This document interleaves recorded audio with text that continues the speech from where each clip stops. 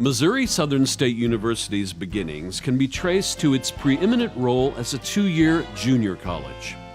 A partnership agreement with the University of Missouri and the Joplin School Board in the mid-1930s created the right formula to establish Joplin Junior College. This arrangement would have everlasting positive repercussions on our educational community. For the first time, local high school graduates were offered college courses in a structured, affordable academic setting during the fall semester of 1937. The new upstart college was in the steady, capable hands of two men, E.A. Elliott and Harry E. Blaine. Both gentlemen had strong ties to education and the Joplin school system. Elliott as the superintendent of Joplin Public Schools, and Blaine as principal of Joplin High School. Elliott became the first president of Joplin Junior College, and Blaine took the role as the first dean of the college. Records from the first semester reflect that 114 freshmen were enrolled at Joplin Junior College. The first full year of classes was held on the third floor of Joplin High School at 8th and Wall. By 1939, 24 graduates received the college's first diplomas. On commencement day, the first copies of the Crossroads School Yearbook were distributed. Junior college graduate Joan Epperson was awarded a $1 prize by selecting the name of the yearbook, and Epperson also would proudly represent the young educational institution as the 1939 Crossroads Queen. She and a friend, Mary Laird, who was editor-in-chief of the Junior College Yearbook, made additional school history by combining Laird's Joplin High School team color of green with Epperson's Neosho High School team color of gold to form the Joplin Junior College colors. During this time, the lion became the school's mascot. Also, the junior college's theatrical department premiered its first production, The Patsy. The coexistence of Joplin Junior College and Joplin High School lasted for only one full school year. Before the fall semester of 1938, the junior college relocated to another Joplin School District building at 4th and Byers. For the next 20 years, the school would reside at this site. In 1938, the local citizens voted in favor of supporting a $100,000 bond issue. Half of those funds were used to rehabilitate the new college home at 4th and Byers. At the time, the faculty consisted of 23 full-time and part-time instructors. By 1939, Joplin Junior College was recognized as the third largest junior college in the state of Missouri. College life dramatically changed after the Japanese bombed Pearl Harbor in December of 1941. The student body gathered at a class assembly to hear President Roosevelt's declaration of war. The stability of the new college during the war was severely tested as enrollment dropped dramatically. Programs were modified and student activities were curtailed. Male faculty members and students left school to serve their country. Junior college president E.A. Elliott's career abruptly ended as he enlisted in the United States Army. Roy S. Wood became the superintendent of Joplin's public school system and president of the junior college in 1944. At that time, the student population had shrunk to 79 women and 11 men. Wood's career covered 25 years of dedicated service. He would be remembered for advocating that the school remain open during the war years, even though only 29 students graduated during the spring of 1944. Wood adamantly supported keeping the football team when the school administration wished to terminate the program, and he worked tirelessly to sever the public school system from the junior college because of the long-term financial drain that the college had on the school system's tax base. Immediately following the war, the Joplin Junior College encountered a new type of college student. Under the GI Bill of Rights, ex-servicemen were given financial support to go to college. The real tidal wave of veterans arrived at Joplin Junior College during the fall of 1946, and enrollment reached a new peak at 484 students. Housing for these new students reached acute proportions. To alleviate the problem, the Federal Housing Authority provided 6 surplus military barracks buildings. By the spring semester of 1947, the GI housing city was fully occupied. World War II veteran Bill Grigsby took advantage of the GI Bill by attending Joplin Junior College. Grigsby became a beloved treasure and ambassador for Kansas City, a master of ceremonies for all occasions, and a broadcasting icon for 6 decades, including 46 years with the Kansas City Chiefs. Also in 1946, a former home at 5th and Byers was converted into a student union. The building was known as Blaine Hall. The selected name was a lasting tribute to the college's first dean. During this time, a junior college alumni association was established. Alumni gathered for the first of many alumni student banquets. Today, the association continues to provide opportunities for all college and university graduates to stay united and informed. During the late 1940s, the college received accreditation from the North Central Association of Colleges and Secondary Schools. This was a milestone for the college due to the fact that for the first time the credits earned at Joplin Junior College were transferable to the national family of colleges and universities. The North Central report also described the college instructors as excellent classroom teachers who prepared their students well.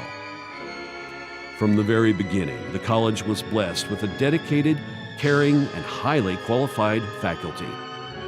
Martha McCormick was hired in 1937 to teach mathematics at $75 a month.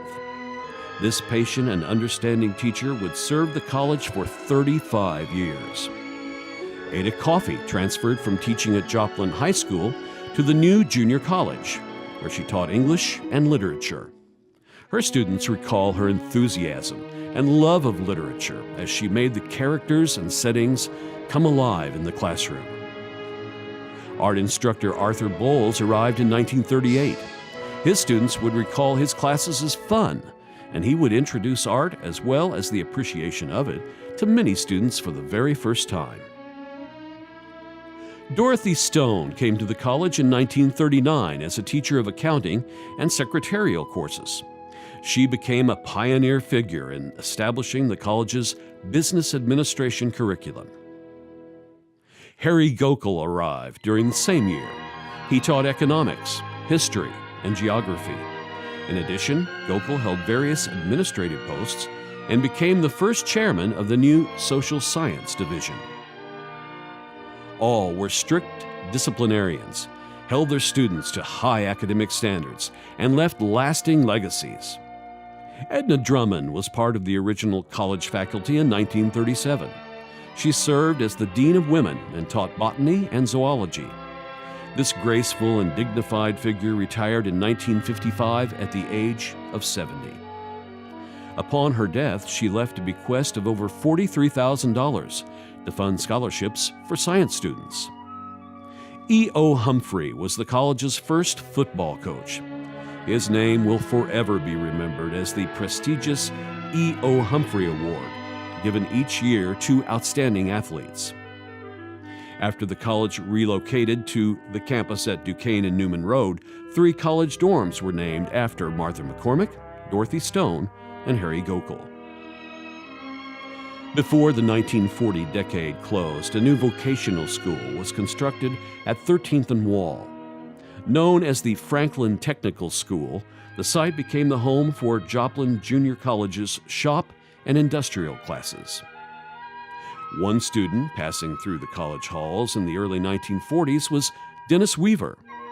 This former Joplin resident won an Emmy Award for his legendary role as Chester on the Gunsmoke TV series, one of TV's longest-running series. For more than 50 years, Weaver appeared in many stage productions, television series, and motion pictures.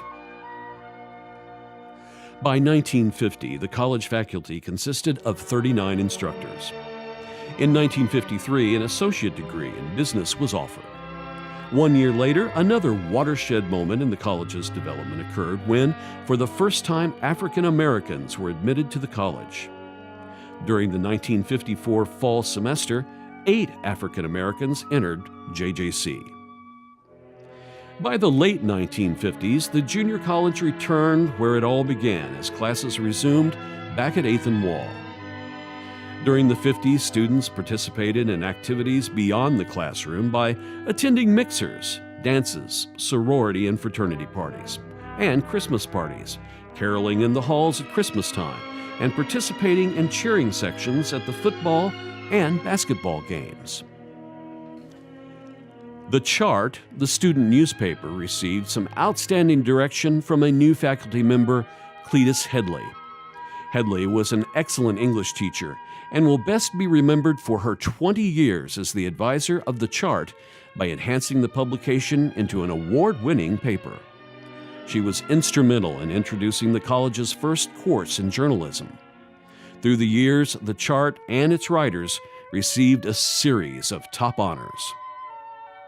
In 1956, Milton Britsky took over a neglected theater curriculum and built the speech and drama department into a strong program that added to the college's growing academic excellence. From the beginning of the junior year in 1937, there were football and basketball teams. The football program began a series of winning seasons under the direction of head coach Dudley F. Steggy. Coach Steggy led the school into a new era as the college became a member of the Interstate Junior College Conference, a consortium of Missouri, Kansas, and Oklahoma junior colleges. His 1957 team won the conference title. The overpowering defense held their opponents scoreless in 6 of the 8 games played. The team was full of outstanding players like Merle Gunn, Buster Brown, and Bill Kelly. During Steggy's reign, Merle Gunn, Bob Speedy, Bill Kelly, H.B. Davis, J.D. Stormy Love, and William Bull Hayes received All-American accolades. After 12 seasons, Steggy gave his whistle to Ronald Toman. During the first year, Coach Toman's team won the Interstate Conference title. The following year, his 1965 team won every game and finished the season as the number 3 team in the nation. With this national ranking, the team anticipated a bowl bid after their perfect 10-0 season. Unfortunately, they were denied. The Lion basketball teams were also excelling on the court. In 1947, the Lions basketball team earned first place in the Missouri Public Junior College Conference. The program continued to improve as they won another conference championship. In 1954, Buddy Ball began a 5-year stint as the Lions basketball coach. Under his leadership, the team won 3 conference championships. Doug Landreth followed Ball as the head basketball coach. His 1962-63 team lost only 1 game and won the last championship in the junior college era. Coach Landreth graduated from Joplin Junior College in 1948. He returned to his alma mater in 1959. During his 24 years with the college, he was the athletic director, basketball coach, assistant football coach, golf mentor, tennis coach, and physical education instructor. His golf teams won conference championships 6 years in a row from 1960 to 1965. In 1965, a local sports booster club was formed. These sports enthusiasts became known as the Lionbackers and are still to this day extremely active in supporting Missouri Southern athletes and athletic programs. In 1966, a total of 252 associate degrees were awarded. By the end of the Joplin Junior College era, 2,805 diplomas were received. Over those 30 years, a student's college experience took place primarily in 2 buildings downtown, both former Joplin high schools. Those students attending Joplin Junior College witnessed firsthand World War II, the Korean War, and the beginning of the Vietnam War. From drive-ins, rock and roll music, touch-tone telephones, and McDonald's restaurants. They experienced the transition from radio to television and from train to plane travel. They would also be a part of a special 30 years known as the Joplin Junior College era, which was an essential factor in setting the strong foundation for Missouri Southern State University.